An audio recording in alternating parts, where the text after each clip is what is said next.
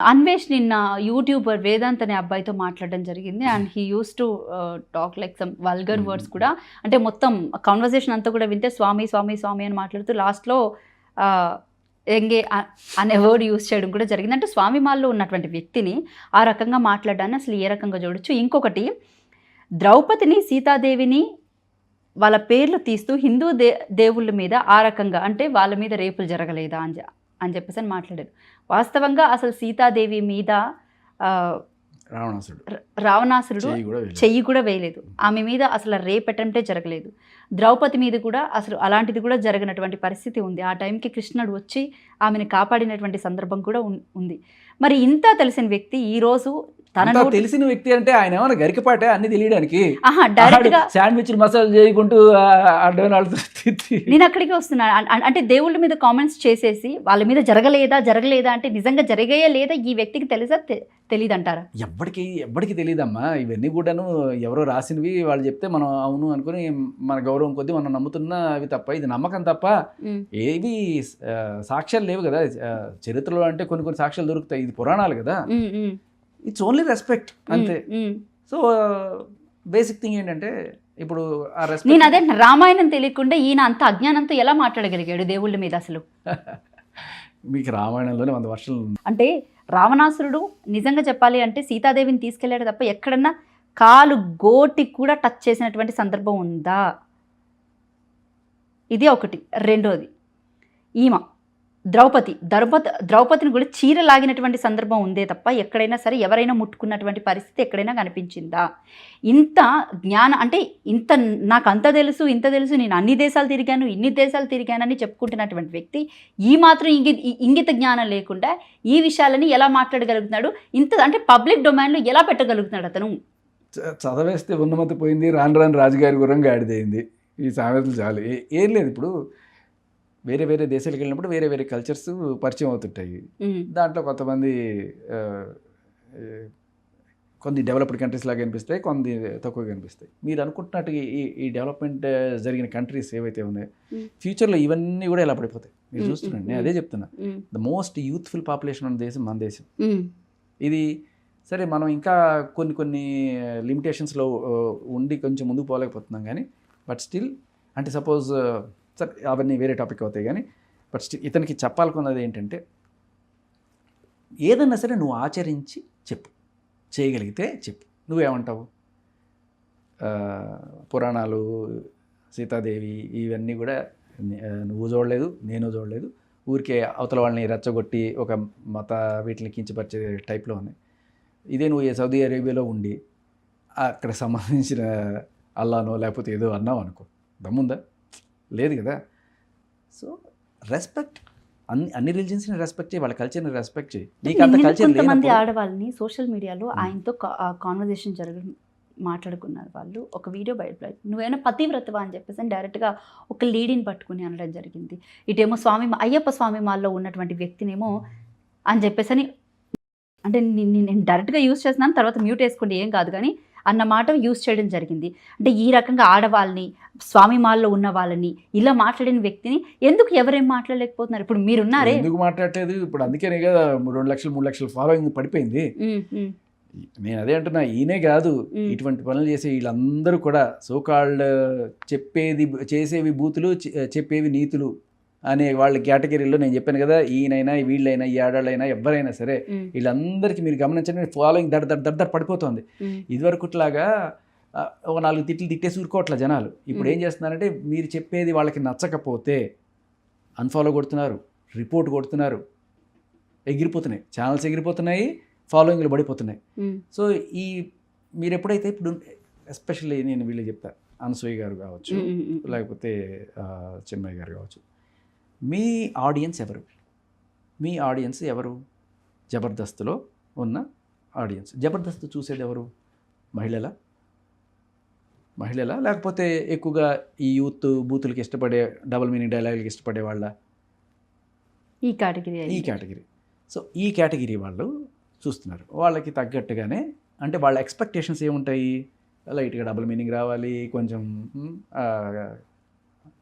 అదేమంటారు గ్లామర్ అనుకోండి, పేరుకి గ్లామర్ కనబడాలి, ఇటువంటివన్నీ చేయాలి. వాళ్ళ ఎక్స్పెక్టేషన్స్ తగ్గట్టుగా మీరు చేస్తున్నారు.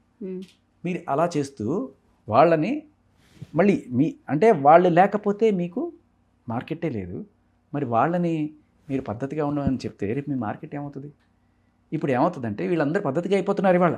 వద్దు, తప్పుగా చూడకూడదు, తప్పుగా మాట్లాడకూడదు కదా.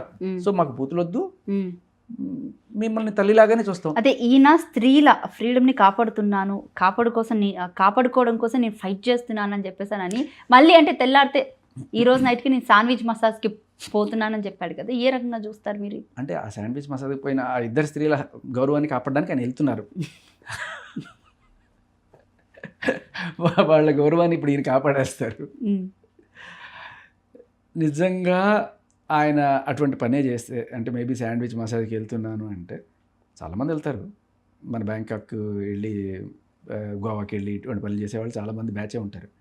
కానీ వీళ్ళు ఏం చేస్తారంటే ఇళ్లలో చెప్పుకోరు నేను ఇటువంటి పని చేశాను అని చెప్పి. ఎందుకంటే పెళ్ళాం కొడుతుందో తిడుతుందో లేకపోతే విడాకులు ఇచ్చేస్తుందో ఏదో జరగచ్చు. అది కాకపోయినా కూడా నేను మాంసం తింటే పేగులు మెడలో వేసుకొని తిరగాలి, ఎందుకు చెడ్డవాడిగా అనుకోవాలి. ఏదో ఈ మధ్యకాలంలో ఆవిడ బాగా ఫేమస్ అయింది కదా, మా ఆయన బ్యాంకాక్ పోతాడక్క, ఎంత పాపం, ఏం చేయడక్క, ఎంత అమాయకుడు అనుకునే వాళ్ళు ఉండరు కదా. ఇప్పుడు ఏమవుతుందంటే సమీరా భరద్వాజ్, ఇప్పుడు ఏమవుతుందంటే ఈయన ఇలా అలా ఎందుకు చెప్పుకుంటారంటే ఏమి చేయలేని వాళ్ళు అలా కలరింగ్ ఇచ్చుకుంటుంటారు అనమాట.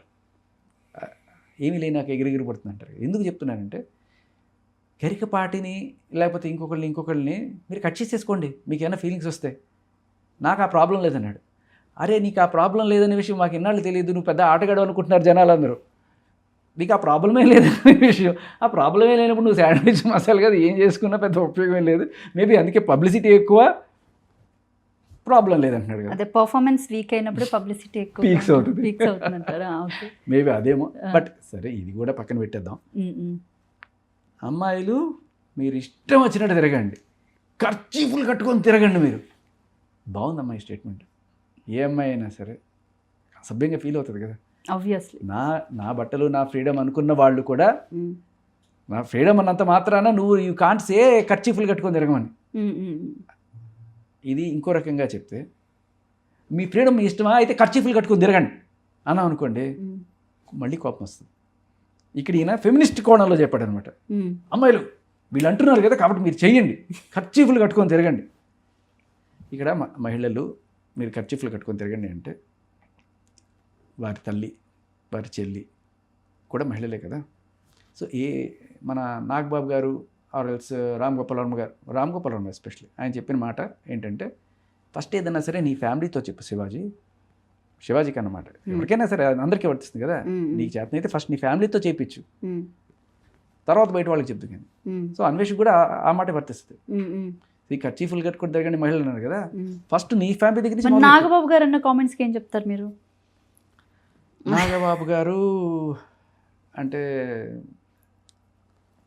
వారి కొడుకు సమానుడైన రామ్ చరణ్ ఆయన గారి సినిమాల్లో సరుకు సామాను అని పెట్టేసి బయట ఆయనకు వచ్చి అదే చెప్పేవి బూతులు చెప్పేవి నీతులు చూపేవి బూతులు. Okay okay okay. సో అది అంతటితో ఆపేయాలి, మిగతా జనాలు అర్థం చేసుకోవాలి. చెప్పేవి శ్రీరంగ నేతలు దూరేవి డాష్ డాష్ అని వదిలేయండి. సో అదే అండి. ఇప్పుడు నిజంగా మళ్ళీ రామ్ గోపాల్ వర్మ గారు చెప్పింది ఏదన్నా ఫస్ట్ నీ ఇంట్లో మొదలెట్టు, మరి నీ ఇంట్లో చెప్పు అలాంటి బూతులు తప్పురా అబ్బాయి అని చెప్పి. ఎందుకంటే అబ్బాయి నువ్వు చేసేది కొన్ని కోట్ల మంది చూస్తారు, మీకు అంత అభిమానులు ఉన్నారు, మరి నువ్వే సరుకు సామాను అని చెప్తే రేపు నేను బయట జనాలకి ఏం చెప్పుకోను, నేనేం నీతులు చెప్పాలనుకుంటున్నాను అందరికీ, నువ్వు అలా అమ్మాయిలని బూతులు మాట్లాడితే ఏమవుతుంది కదా. సో ఫస్ట్ రామ్ గోపాల్ వర్మ గారు చెప్పినట్టు ఈయన వాళ్ళ ఫ్యామిలీ నుంచి స్టార్ట్ చేయాలి. ఎవరైనా సరే చాలామంది ఇంకో రకంగా అనుకుంటున్నారు, ఏది ఫ్యామిలీ అంటే మరి కూతురికి చెప్పాలి అని. వాళ్ళ కూతురికి కంప్లీట్ ఫ్రీడమ్ ఇచ్చారు కాబట్టి మీరందరూ కూడా ఫ్రీడమ్గా ఉన్నారు. మరి కూతురు ఒక్కళ్ళైనా, కొడుకు కూడా ఉన్నారు కదా. ఐ మీన్ రామ్ చరణ్ గారి నుంచి ఆయన కొడుకు సమానం కదా, చెప్పండి. ఫస్ట్ దాని నుంచే స్టార్ట్ అయింది ఈ ఇష్యూ అంతా. సరుకు సామాను అక్కడ రైట్, ఇక్కడ తప్పు ఎందుకు అవుతుంది? మీరు నేర్పించేవి ఎట్లా ఉన్నాయి సమాజానికి? ఒక ఆయన ఇంకో పెద్ద ఆయన ముద్దులైన పెట్టాలి గడుపులైన చేయాలని చెప్పి స్టేజ్ మీద మాట్లాడితే పద్మ విభూషణ్ లాంటివి ఇచ్చారనుకోండి, ఓకే మనం కూడా ఇట్లా మాట్లాడితే మనకు కూడా రేపు భారతరత్నం ఇచ్చేస్తారనుకోరా? జనాలు. ఆ కన్ఫ్యూషన్లో కూడా మాట్లాడేస్తారేమో. సో మనకి చెప్పేటప్పుడు ప్రియా చౌదరి మీకు ఐడియా ఉండే ఉంటుంది. ప్రియా చౌదరి నైటీలు వేసుకుంటే ఆడవాళ్ళు నైటీలు వేసుకోవద్దు, నైటీలు వేసుకోవడం తప్పు, నైటీలు అని చెప్పేసి అని ఒక వీడియో మీకు తెలిసే ఉంటుంది. అంటే ఆవిడ మాట్లాడడాన్ని కూడా ఏ రకంగా చూస్తారు మీరు? ఆవిడ అభిప్రాయం అది. మీరు ఆవిడే ఎందుకు అనుకుంటున్నారమ్మా? మంచు లక్ష్మి గారిని చూడండి. నిన్న ఒక ఇంటర్వ్యూలో ఆవిడ చెప్తుంది, శివాజీని ఉద్దేశించి how dare you say that, how dare you, మేమేం వేసుకోవాలో నువ్వెలా చెప్తావు అని ఒక మంచి ఫైర్ అయ్యారు. గుడ్. తర్వాత కొంచెం ముందుకెళ్ళి చూస్తున్నానండి ఈ మధ్య ఊళ్ళల్లో అస్సలు ఆడవాళ్ళందరూ కూడా చీరలు కట్టడమే మానేస్తారు, నైటీలు వేసుకొని తిరుగుతున్నారు. ఎబ్బే అంటే she has an opinion how they should be. వాళ్ళు నైటీలు వేసుకొని తిరిగితే నాకు నచ్చట్లేదు, అది కూడా ఎబ్బే. ఊళ్ళల్లో జనాలు లో క్లాస్. అంటే ఆవిడ అవతల వాళ్ళని ఎంత తక్కువగా చూస్తుందనే కోణం ఒకటి, అండ్ వాళ్ళ డ్రెస్సెస్ ఈవిడికి తగ్గట్టుగా ఈవిని ఇబ్బంది పెట్టే రకంగా ఎబ్బెట్టుగా ఈవిడికి అనిపించినప్పుడు, ఆవిడ ఒపీనియన్ చెప్పగలిగినప్పుడు how dare you say that అని ఆవిడకి కూడా వస్తుంది కదా. Why not? అంటే ఇవి డబుల్ స్టాండర్డ్స్ అంటారు అనమాట. నేను చెయ్యాలి, సార్ రూల్స్ పెడతారు, ఫాలో అవ్వరు. రే ఇక్కడ కామెడీ చేస్తే నేనే చేయాలి రోయ్, వేరే వాళ్ళు చేయడానికి లేదు, ఇంకా పళ్ళు చెప్పేది శ్రీరంగనేత్ర. సో నేను అనేది ఏంటంటే, మీ ఒపీనియన్ ఏదైతే ఉందో, మీకు చెప్పే హక్కు ఎలా ఉందో శివాజీకి కూడా ఆయన చెప్పే హక్కు ఉంది. మీరు ఎబ్బే అన్న మాటకి మరి గ్రామంలో ఉన్న చాలామంది ప్రజలు, వాళ్ళ ఊళ్ళలో ఉన్న ప్రజలు వాళ్ళ కంఫర్ట్ కోసం అలా వేసుకున్నారు, అంతే కదా. ఇప్పుడు చాలాసార్లు చీర కట్టుకొని క్యారీ చేయాలి, అన్ని పనులు చేసుకోవాలంటే కుదరక వాళ్ళకున్న ప్రాబ్లమ్స్. అందరికీ కూడా మీలాగా ఒక 10 మంది పనాళ్ళు, బెంజ్ కార్లు ఇవన్నీ ఉండవు కదా మేడం. వాళ్ళకున్న లిమిటెడ్ టైంలో చేసుకోవాల్సిన 100 పనులు ఉంటాయి. పిల్లలను చూసుకోవాలి, వాడికి ముడి గడగాలి, ఇవన్నీ చేయాలి. ఇవన్నీ చేస్తూ మీకు చక్కగా అందంగా కనపడాలా? కాదు కదా. మీకంటే ఒక 10 మంది మీ పిల్లల్ని చూసుకోవడానికో లేకపోతే మీ ఇంట్లో ప్రతి దానికి పనోడు ఉంటారు. అన్నిటికంటే మెయిన్ ప్రాబ్లం ఏంటంటే అమ్మా, ఈ సోకాల్డ్ ఇన్ఫ్లుయెన్సర్స్ లైఫ్ కంప్లీట్ వేరు, వాళ్ళు జనాలకి ప్రీచ్ చేస్తున్న జనాల ఇది వేరు. వీళ్ళకి చెప్తే అవునా మన కూతురు కూడా ఆయన ఏమంటాడు, మీ ఇష్టం వచ్చిన డ్రెస్సులు వేసుకొని బయటకు వెళ్ళండి అమ్మా, నాగబాబు గారు ఇష్టం వచ్చిన డ్రెస్ వేసుకొని బయటకు వెళ్ళండి అమ్మా, ఏమనకూడదు లేదు అంటే నాన్న అమ్మ చెప్పినా కూడా మేము విన్నాం, నాగబాబు గారు చెప్పారని చెప్పి ఇలా వేసుకెళ్తే ఆయన కూతురు కంటే ఈయన సెక్యూరిటీ పెట్టుకుంటాడు, బౌన్సర్లు పెట్టుకుంటాడు. వీళ్ళు ఏం పెట్టుకుంటారు అంటే, ఇంకోటమ్మా, నేను ఇక్కడ అత్యాచారాలు జరుగుతాయనే దాని గురించి అస్సలు మాట్లాడట్లా.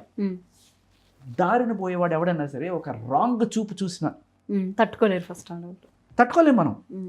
వీళ్ళందరూ అర్థం చేసుకోవాల్సిందంటే, సోకాల్డ్ ఫెమినిస్టులు ఎవరైతే ఉన్నారో, అంటే పొట్టి బట్టలు వేసుకొస్తే రేపులు చేసేస్తారా? నేను యాక్చువల్లీ ఇక్కడికి వస్తున్నాను. ఇందాక మంచు లక్ష్మి గారు అన్న కామెంట్స్ని మీరు తీసుకొచ్చారు కదా. సో అంటే how dare you to say that, మేము ఏం వేసుకోవాలో కూడా మీరే చెప్పాలని చెప్పేసి. ఇప్పుడు అలాగా వాళ్ళకి నచ్చినట్టు వాళ్ళ డ్రెస్సింగ్లో బయటకు వెళ్ళినప్పుడు 4 అబ్బాయిలు కూర్చొని ఉంటారు, బాగుందిరా కొత్తలా ఉందిరా అది ఇది అని అంటే, ఏంట్రా నన్ను చూసి కూస్తున్నా ఏదో అంటున్నావు అని అన్నప్పుడు వెంటనే వెనకాల ఉన్న మగవాళ్ళు వచ్చేసి, ఏంట్రా మా అక్కని ఏదో అంటున్నావు, ఏంట్రా మా చెల్లింది, ఏంట్రా మా లవర్ని ఏదో అంటున్నావు అంటే ఈ కాన్వర్సేషన్ని, ఈ థింగ్స్ని ఎలా చూడొచ్చు అంటారు? మరి ఒక రకమైన ఎవరు తప్పు ఇక్కడ? తప్పే అంటే అంతవరకు okay, maybe she might have enjoyed, okay నాకు ఒక ఫ్యాన్ ఫాలోయింగ్, నన్ను చూసి అప్రిషియేట్ చేస్తున్నారు అనుకునే వాళ్ళు ఉంటారు. లేదు, వాడు నన్ను చూసి కామెంట్ చేస్తున్నాడు, వాడు నన్ను అన్నాడు, వాడు నన్ను అలా చూశాడు, అదే అంటున్నా. అలా చూస్తున్నాడు అని చెప్పినప్పుడు సరే, వీళ్ళ అన్నయ్య వెళ్ళి ఆడితో గొడవ పెట్టుకొని వాడు 4 దెబ్బలు తినో వీడు 4 దెబ్బలు తిన్నా కన్నా, ఒకవేళ నిజంగా జుగుప్సాకరమైన కామెంట్లు ఏమైనా చేస్తే పోలీస్ కంప్లైంట్ చేయడం బెటర్, ఫస్ట్ పాయింట్. సో తర్వాత ఈరోజు ఇవంతా మనకి ఎందుకు? నేను ఇక్కడ ఏమంటున్నా, ఎవరు తప్పు ఇక్కడ, అబ్బాయిలదా లేకపోతే బట్టలు అలా వేసుకొని వెళ్ళి అమ్మాయిదా? కాంప్లిమెంట్స్ ఆర్ ఓకే కొంతవరకు, వాటిని కాంప్లిమెంట్ అనుకుంటారా లేకపోతే కామెంట్ అనుకుంటారా అనేది కూడా వాళ్ళ ఇష్టం. సపోజ్ ఇక్కడ దాకా వేసుకెళ్తోంది, అంతెందుకమ్మా అల్లు అర్జున్ గారు, అదేం సినిమా, మీ థైస్ చాలా బాగున్నాయి madam, madam madam madam madam, అలా వైకుంఠపురం సో దీన్ని ఆవిడ కాంప్లిమెంట్గా తీసుకున్నారో కామెంట్గా తీసుకున్నారో అంటే ఇప్పుడు ఇంతవరకు వేసుకునే వాళ్ళకి అది కామెంట్ చేసినప్పుడు తీసుకునే ధైర్యం కూడా ఉంటుందని నేను ఎక్స్పెక్ట్ చేస్తున్నాను.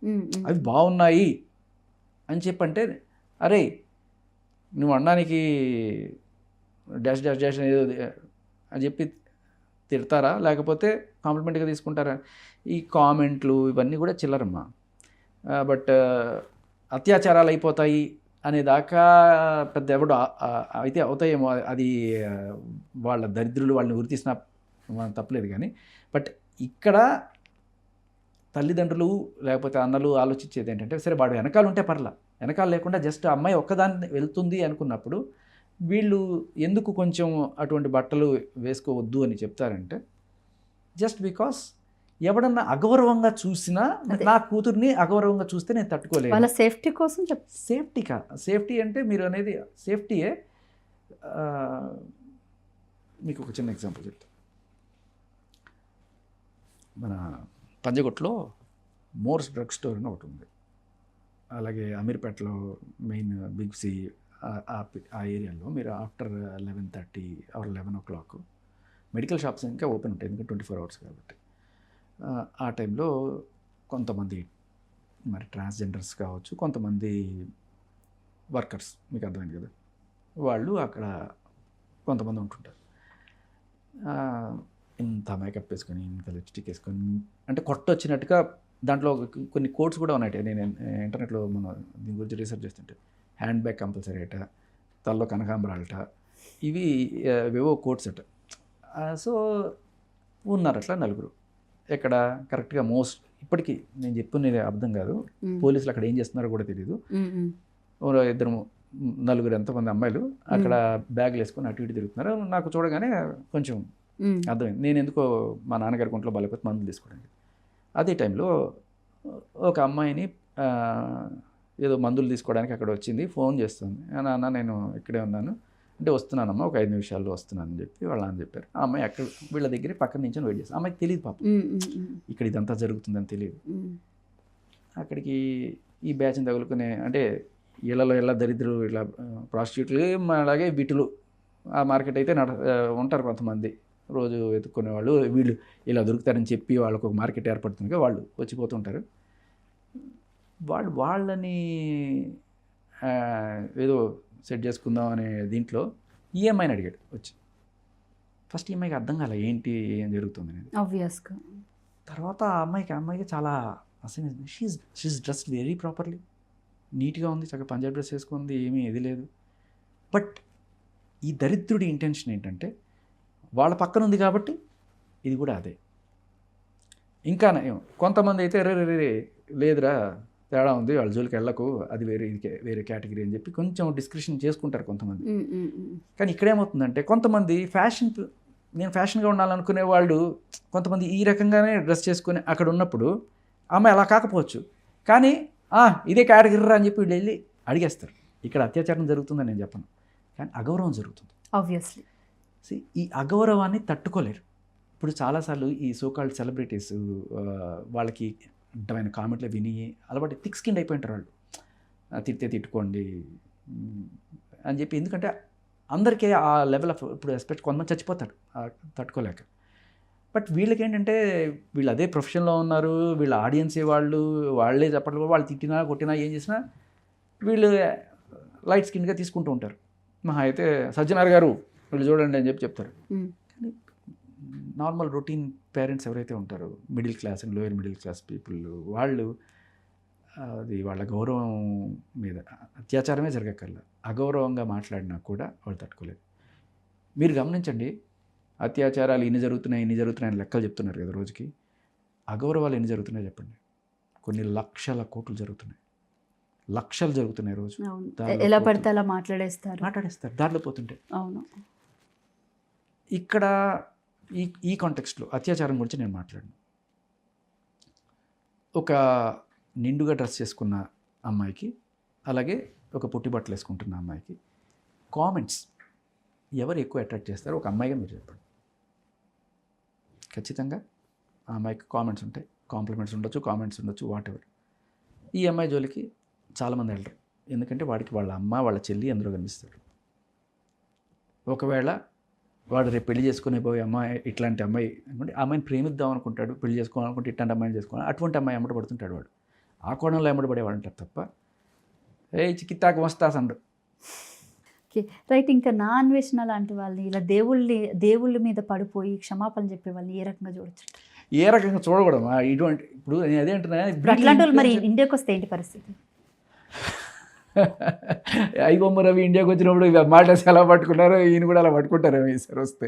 అంతే అంటారా? కాకపోతే ఆయనకి భార్య ఉంది కాబట్టి టిప్ ఇచ్చింది, ఈయనకి భార్య లేదుగా, అదొక అడ్వాంటేజ్. డైవర్స్డ్ అవుతాను.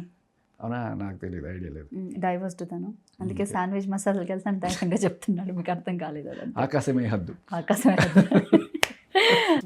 నేను అనేది ఏంటంటే, మనం ఒకళ్ళని ఫాలో అవ్వాలి అంటే వాళ్ళు చెప్పేది మనమే, వాళ్ళకి ఒక స్థాయి ఉండాలి. బూతు పనులు చేస్తూ నీతులు చెప్పే వాళ్ళని నమ్మకండి, దయచేసి వాళ్ళని అన్ఫాలో చేయండి. సరే, మీకు బూతు నచ్చితే బూతు వరకు మీరు వాళ్ళని సపోర్ట్ చేయండి, బట్ వాళ్ళు నీతి చెప్తే. క్షమాపణ చెప్పాడు కదా, మీరు ఆల్రెడీ వీడియో చూసారు, క్షమాపణ చెప్పాడు. క్షమాపణ చెప్పి నా క్షమాపణ కానీ స్వీకరించకపోతే మీకు 2026 మొత్తం కష్టాలే ఉంటాయి. ఒకవేళ నేను నిజంగా తప్పు చేసిన వాళ్ళైతే నేను రాత్రి అంతా వినాయకుడు గుడిలోనే ఉంటాను, రక్తం కక్కుకొని వస్తానని చెప్పేసి అని మాట్లాడడం జరిగింది. ఆయన్ని ఏం చెప్తాడు? అంటే ఎవరైతే పరమ నిష్ఠాగరిష్ఠులు ఉంటారో వాళ్ళ మాటకి ఖచ్చితంగా జరిగి తీరుతుంది. మీకు ఒక ఋషశృంగుడు అని ఒక ఆయన ఉన్నాడు. ఆయన చిన్నప్పటి నుంచి ఏదో అడవిలో పెరుగుతాడు, అసలు అమ్మాయిని చూసుండడు, తపస్సు, నాన్న, పితృసేవ ఇదే పెరిగి ఉంటుంది. పుణ్యం కట్టలుగా పెరిగిపోయి ఉంటుంది ఆయనకి. ఆయన ఎప్పుడైతే దశరథ మహారాజు అక్కడ వర్షాలు పడవు, మొత్తం కరువు కాటకాలతో ఎండిపోతుందో, ఈయన్ని రాస్వామి ఒకసారి వచ్చి నీ కాలు పెట్టుంటే ఆయన ఒక కాలు పెట్టగానే అసలు కుంభాలుగా వర్షాలు పడిపోయి మొత్తం సస్యశ్యామలం అయిపోతుంది.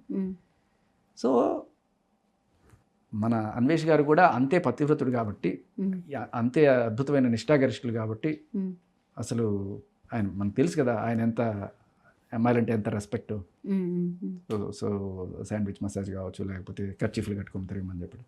సో అంత రెస్పెక్ట్ ఉన్న మనిషి, అంత అమ్మాయిలను గౌరవించే మనిషి, ఇన్ని పుణ్యకార్యాలు చేసిన మనిషి ఖచ్చితంగా ఒక మాట అంటే జరిగి తీరుతుంది. అర్థమైందా? జరగాలని మనం కూడా. Right, thank you sir, thank you so much మీ విలువైన సమయాన్ని మాకు కేటాయించినందుకు. ఇది ఆర్జే శేఖర్ భాషా గారితో ప్రత్యేక ఇంటర్వ్యూ. మరొక ఇంటర్వ్యూతో మళ్ళీ కలుద్దాం. Thank you.